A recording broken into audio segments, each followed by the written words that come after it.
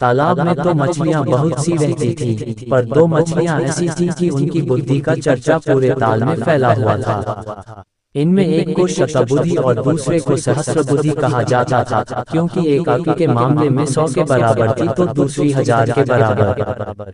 उनकी दोस्ती एक बुद्धि नाम के एक मेढक से हो गई थी, जो अक्ल के मामले में उनसे बहुत ही कम बुद्धिमान था।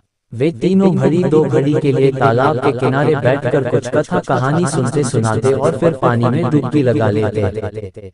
हुआ ये कि जिस समय इनकी बैठक चल रही थी, उसी समय कुछ मछुआरे सिर पर मछलियां लादे उधर से निकले।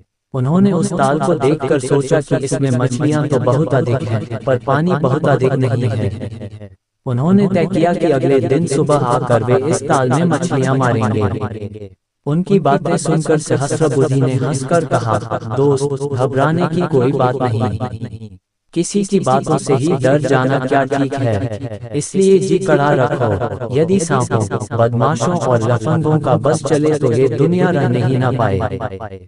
तुम देख लेना, इनमें से कोई यहाँ आने वाला नहीं है। मान लो अभी गए तो तुम मेरी बुद्धि का कमाल देखना। मैं तैरने और डुबकी लगाने की इतनी चालें जानता हूँ कि अपना बचाव तो कर ही लूंगा, तुम्हें भी बचा लूंगा। शतबुद्धि को बात जंची, बोला, आपको जो सहस्त्रबुद्धि कहा जाता है वह कुछ गलत तो है नहीं। बुद्धिमान लोग तो झट वहां भी पहुंच जाते हैं जहां न वायु जा सकती है, न सूरज की किरणें। मुझे आप पर पूरा भरोसा है। किसी की धमकी से ही बाप दादों के समय से चला आ रहा यह निवास जो हमारा जन्म स्थान भी है, छोड़ा तो जा नहीं सकता। जन्मभूमि क्या कोई मामूली चीज है। कहते हैं कि यदि किसी का जन्म किसी खराब जगह में हुआ है तो भी उसे वहाँ जितना सुख मिल सकता है वह तो स्वर्ग में अप्सराओं के स्पर्श से भी नहीं मिल सकता। इसलिए हमें अपनी मातृभूमि को नहीं छोड़ना चाहिए। फिर कुछ अक्ल तो मेरे पास भी है ही, वह ऐसे ही दिनों के लिए तो है। शतबुद्धि की इस बात को सुनकर मेढक बोला, भाई, तुम लोगों के पास जितनी अक्ल है उतनी तो मेरे पास है नहीं। मैं ठहरा इकलौती बुद्धि का प्राणी, इसलिए मैं आज ही रात को किसी दूसरे ताल पोखर में चला जाना चाहता हूँ।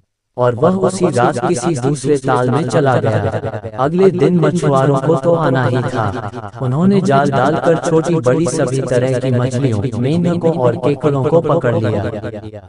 शतबुद्धि और सहस्त्रबुद्धि अपनी अक्ल से जिस तरह बचकर भागना और निकलना संभव था उसका प्रयोग करते हुए मछुआरों को कुछ देर तक छकाते रहे, पर अंत में वे भी जाल में आ ही गए।